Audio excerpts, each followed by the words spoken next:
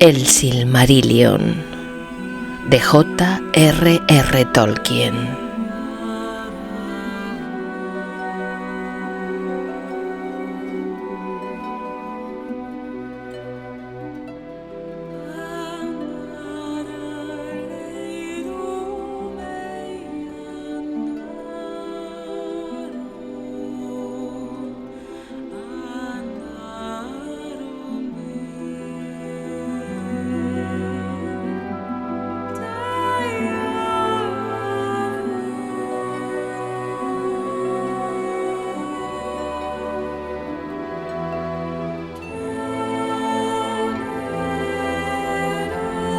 Capítulo 10 de los Sindar.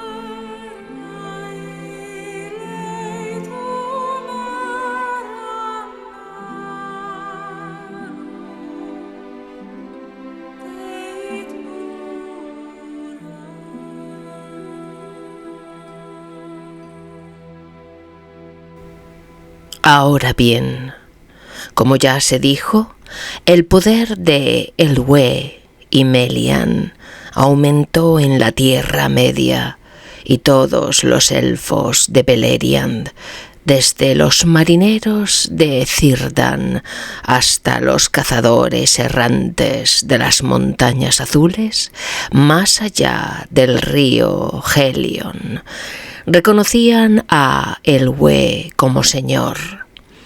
Elu Thingol, rey manto gris, era llamado en la lengua de su pueblo.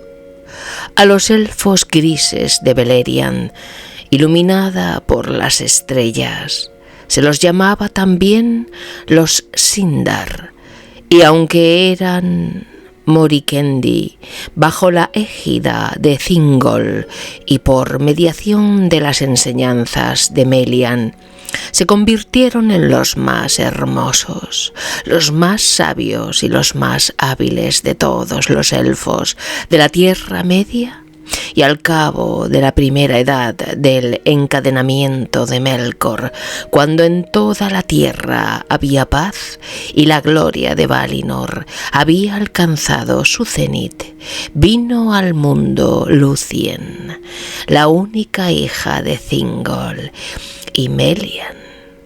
Aunque casi toda la Tierra Media estaba sumida en el sueño de Yavanna, en Beleriand, bajo el poder de Melian, había vida y alegría, y las estrellas brillantes resplandecían como fuegos de plata, y allí, en el bosque de Neldoreth, nació Lúthien, y las blancas flores de Nifredil se adelantaron para saludarla, como estrellas de la tierra.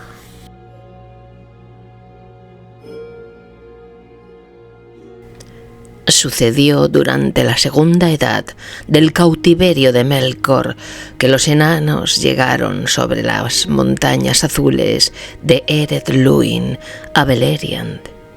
Asimismo se llamaban Khazad, pero los Sindar los llamaban los Naugrim, el pueblo menguado, y Gonhirrim, maestros de la piedra. Lejos, hacia el este, estaban las más antiguas viviendas de los Naugrim, pero habían excavado para ellos grandes estancias y mansiones, de acuerdo con el estilo de los enanos, en las laderas orientales de Ered Luin, y a esas ciudades las llamaban Gabil Gadol y Tumun Zahar.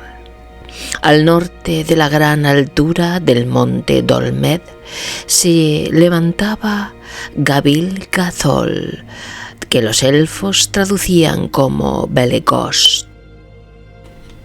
Vale decir grande burgo, y al sur había sido excavada Tumun Zahar, llamada por los elfos Nogrod, morada hueca.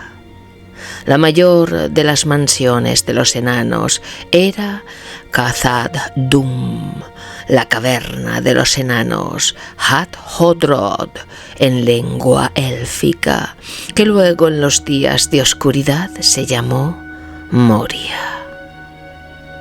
Pero se encontraba lejos en las montañas nubladas, más allá de las vastas leguas de Eriador, y a los elfos les llegó solo como un nombre y un rumor de las palabras de los enanos en las montañas azules. Desde Nogrod y Belegost, los Naugrim llegaron a Beleriand y los elfos se llenaron de asombro porque se creían las únicas criaturas vivientes de la Tierra Media que hablaban con palabras o trabajaban con las manos.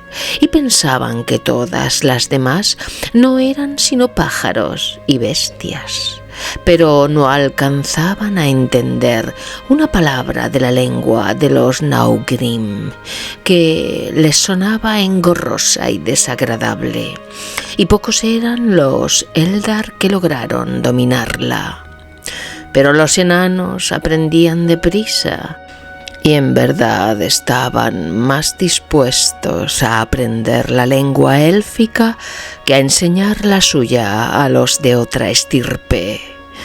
Pocos de entre los Eldar fueron nunca a Nogrod o Belegost, salvo Eol de Nan el Moth y Maeglin, su hijo, pero los enanos traficaban con Beleriand y construyeron un gran camino que pasaba bajo las salientes del monte Dolmed y seguía el curso del río Ascar, cruzando el Helion en Sarn Azrad, el vado de piedras donde aconteció luego una batalla. Siempre fue fría la amistad entre los Naugrim y los Eldar, aunque el beneficio recíproco era considerable, pero en aquel tiempo las querellas que los separaron no habían ocurrido aún. Y el rey Thingol les dio la bienvenida. Pero en días posteriores los Naugrim se mostraron más amigos de los Noldor que de cualesquiera de entre los demás elfos u hombres, a causa del amor y la reverencia que sentían por Aule, y estimaban las gemas de los Noldor por sobre toda otra riqueza, Ya en la oscuridad de Arda habían llevado a cabo los enanos grandes obras, porque aún en los primeros días de los padres habían tenido una maravillosa habilidad con los metales y las piedras, pero en aquellos tiempos antiguos preferían trabajar el hierro y el cobre antes que la plata y el oro. Ahora bien, Melian tenía mucha capacidad de previsión, como era propio de los Maiar, y cuando hubo transcurrido la segunda edad del cautiverio de Melkor, le comunicó a Thingol que la paz de Arda no duraría para siempre. Pensó él, por lo tanto, cómo se construiría una morada real y un sitio resistente si el mal había de despertar otra vez en la Tierra Media. Y buscó la ayuda y el consejo de los enanos de Belegost. Ellos los dieron voluntariamente, pues no estaban fatigados en ese entonces y se sentían ansiosos por realizar nuevas obras.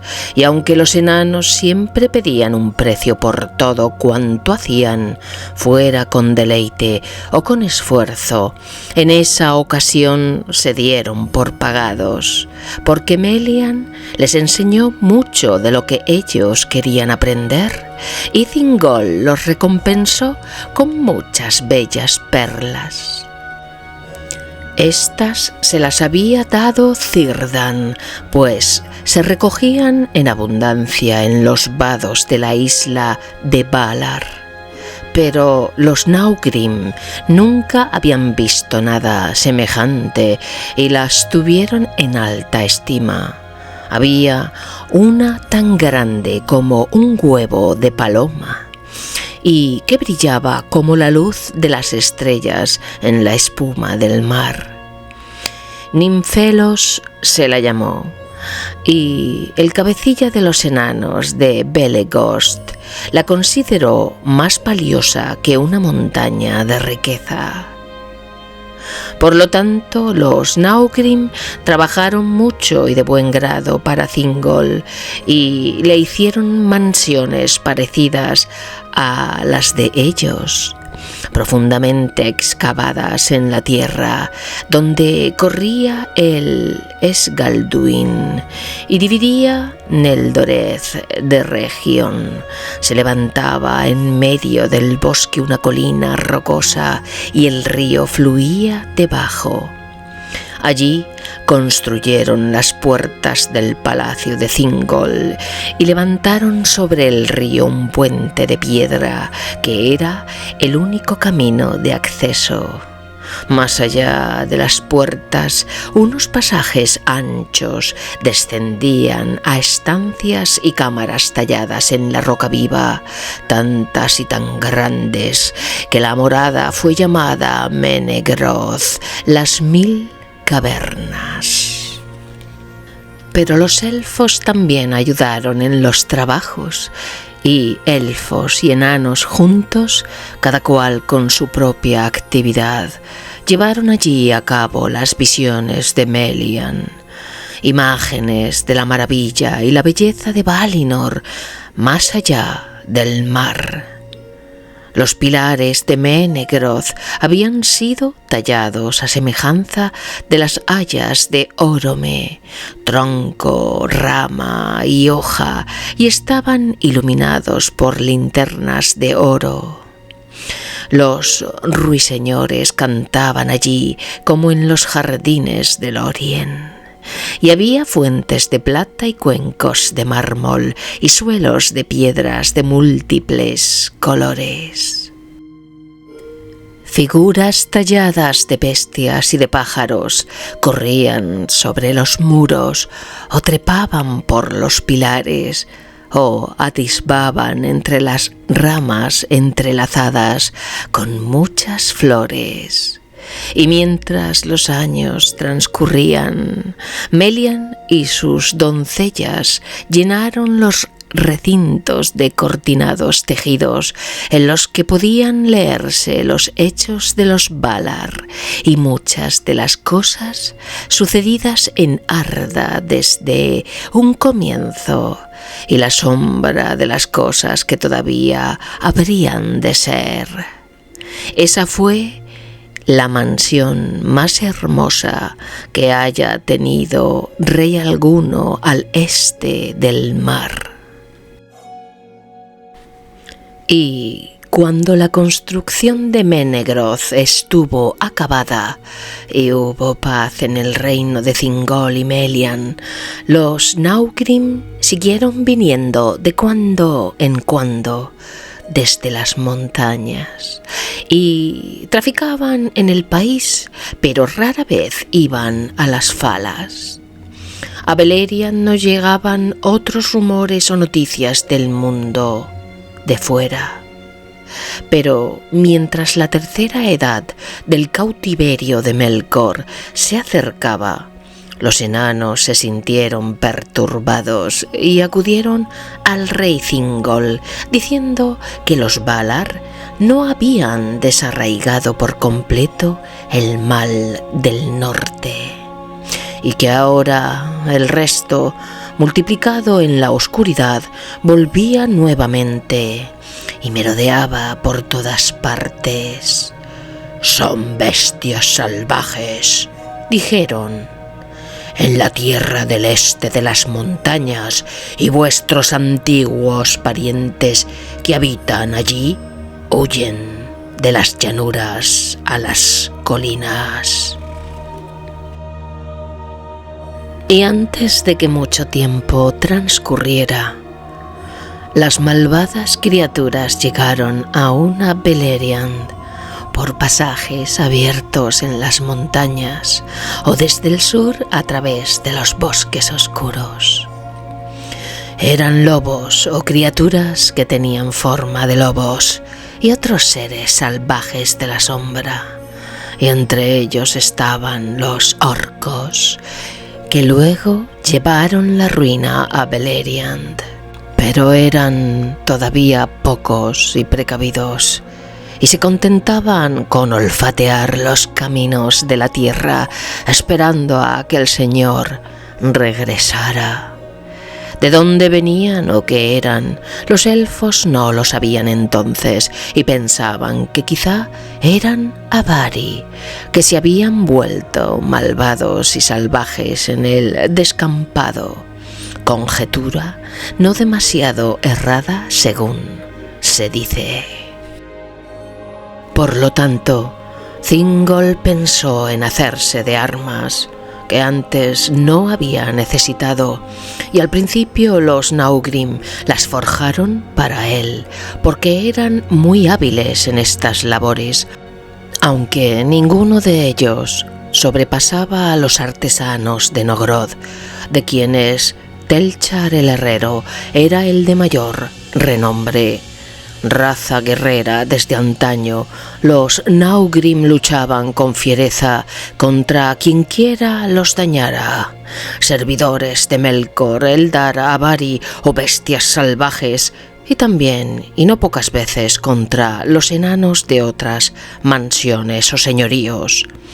Los Sindar, por cierto, no tardaron en aprender de ellos el arte de la herrería, pero en el arte de templar el acero, los Naugrim nunca fueron igualados, ni siquiera por los Noldor, y en la fabricación de cotas de malla, de anillos eslabonados, que los herreros de Belegost hicieron por vez primera, la artesanía de los enanos no tenía rival. En este tiempo, por tanto, los Sindar estaban bien armados y espantaron a todas las criaturas malignas y tuvieron paz otra vez. Pero las armerías de Thingol estaban repletas de hachas, lanzas y espadas, y altos yelmos y largas cotas de malla resplandeciente, porque las cotas de los enanos no se herrumbraban nunca y siempre brillaban como recién pulidas. Y eso fue bueno para Thingol en el tiempo que estaba por venir. Ahora bien, como ha sido contado, un tal Lengüe de las huestes de Olwë abandonó la marcha de los Eldar en el tiempo en el que los Teleri se detuvieron a orillas del río Grande, al borde de las tierras yermas de la Tierra Media. Poco se sabe de los caminos que siguieron los Nandor, a quienes él condujo por el Anduin abajo. Algunos, se dice, habitaron por largo tiempo en los bosques del valle del río Grande, y algunos llegaron por fin a la desembocadura y allí habitaron junto al mar, y otros, abriéndose camino por Ered Nimrais, las montañas blancas, llegaron de nuevo al norte y penetraron en el páramo de Eriador, entre Ered Luin y las distantes montañas nubladas. Pues bien, este era un pueblo de los bosques y no tenían armas de acero, y la llegada de las bestias salvajes del norte los llenó de espanto, como lo declararon los Naugrim al rey Thingol en Menegroth. Por tanto, Denethor, el hijo de Lengüe, al tener noticias del poderío y la majestad de Thingol y de la paz que había en ese reino, reunió en una hueste a las gentes dispersas y las condujo por sobre las montañas a Beleriand. Allí Thingol les dio la bienvenida como a parientes perdidos que regresan después de un largo tiempo, y ellos habitaron en Osiriand, la tierra de los 7 ríos. De los largos años de paz que siguieron a la llegada de Denethor, poco es lo que se cuenta. En esos días, se dice, Daeron el bardo, maestro de la sabiduría en el reino de Thingol, inventó sus runas. Y los Naugrim, que se acercaron a Thingol, las aprendieron y se alegraron, teniendo el arte de Daeron en más alta estima que los Sindar, el propio pueblo de Thingol. Los Naugrim llevaron las Cirth hacia el este por sobre las montañas, y así llegaron al conocimiento de muchos pueblos, aunque los Sindar apenas las utilizaron en los registros de las crónicas hasta los días de la guerra, y gran parte de lo que se guardaba en la memoria pereció en las minas de Doriath. Pero poco hay que decir de la beatitud y de la vida placentera antes de que concluyan, pues las obras bellas y maravillosas, mientras duran todavía y es posible contemplarlas, son su propio testimonio, y sólo cuando están en peligro o se quebrantan para siempre pasan a las canciones. En Beleriand, en aquellos días, los elfos andaban y los ríos fluían, y las estrellas brillaban, y las flores nocturnas esparcían una dulce fragancia, y la belleza de Melian era como el mediodía, y la belleza de Lúthien era como el alba en primavera. En Beleriand, el rey Thingol, en su trono, era como los señores de los Maiar, cuyo poder está en reposo, cuya alegría es como un aire que respira cada día, cuyo pensamiento fluye en una honda imperturbada desde las alturas a las profundidades. En Beleriand todavía a veces cabalgaba Orome el Grande, que pasaba como un viento por las montañas, y el sonido del cuerno descendía desde la luz distante de las estrellas, y los elfos temían el esplendor del rostro de Orome y el estrépito de la carrera de Nahar, pero cuando el eco de Valaroma resonaba en las colinas, sabían que no había criatura maligna que no huyera lejos. Pero ocurrió al fin que el término de la beatitud se aproximaba y el mediodía de Valinor declinaba hacia el ocaso, porque como se dijo y es conocido de todos, pues está escrito en los libros y ha sido cantado en múltiples canciones, Melkor hirió a los árboles de los Valar con ayuda de Ungoliath, y huyó y volvió a la Tierra Media.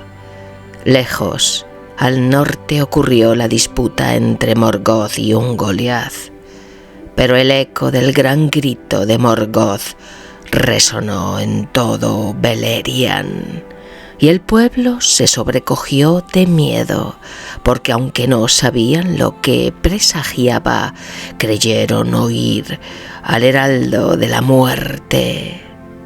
Poco después, Ungoliath abandonó el norte y llegó al reino del rey Thingol, envuelta en un terror de oscuridad. Pero fue detenida por el poder de Melian y no entró en Eldoreth, y moró largo tiempo a la sombra de los precipicios, donde Dorthonion descendía hacia el sur. Y esas cimas fueron conocidas con el nombre de Ereth Gorgoroth, las montañas del terror, y nadie osaba ir por allí ni pasar cerca de ellas. Allí la vida y la luz perecían, allí todas las aguas estaban envenenadas. Pero Morgoth, como ya se dijo, volvió a Angband y la reconstruyó, y por encima de las puertas levantó las torres pestilentes de Zangorodrim, y entre los portales de Morgoth y el puente de Menegroth había 150 leguas, una distancia larga, pero aún demasiado corta. Ahora bien, los orcos que se multiplicaban en la oscuridad de la tierra crecieron en fuerza y en ferocidad, y el oscuro señor de todos ellos los inflamaba con deseos de ruina y muerte, y salían por los portales de Angband bajo las nubes que Morgoth enviaba por delante, y marchaban en silencio a las tierras altas del norte. De allí, un gran ejército avanzó de pronto sobre Beleriand y atacó al rey Thingol. Ahora bien, en aquel vasto reino muchos elfos erraban libres por el descampado o vivían en paz en pequeños clanes apartados entre sí, y solo en torno a Menegroth, en medio de la tierra y en el país de los marineros a lo largo de las falas, había numerosos pueblos. Pero los orcos descendieron sobre ambos lados de Menegroth y desde los campamentos del este, entre el Celon y el Helion, y saquearon a lo largo y a lo ancho de vastas extensiones de las llanuras occidentales, entre el Sirion y el Narog. Y Thingol quedó separado de Círdan en Eglarest. Por tanto convocó a Denethor, y los elfos vinieron en gran número de región, más allá de Laros y de Osiriand, y libraron la primera batalla de las guerras de Beleriand. Y el ala oriental del ejército de los orcos quedó atrapada entre las huestes de los Eldar al norte de la Andram y a mitad de camino entre el Aros y el Helion. Y allí fueron completamente derrotados, y los que corrieron hacia el norte, huyendo de la gran matanza, fueron recibidos por las hachas de los Naugrim, que salieron del monte Dolmed. Pocos en verdad volvieron a Angband. Pero la victoria les costó cara a los elfos, pues los de Osirian tenían armas livianas y no eran rivales para los orcos, que iban calzados de hierro y con escudos también de hierro y espadas de hoja ancha. Y Denethor quedó aislado y rodeado en la colina de Amon Ereb. Allí cayó él junto a los suyos, antes de que el ejército de Thingol pudiera acudir a ayudarlo.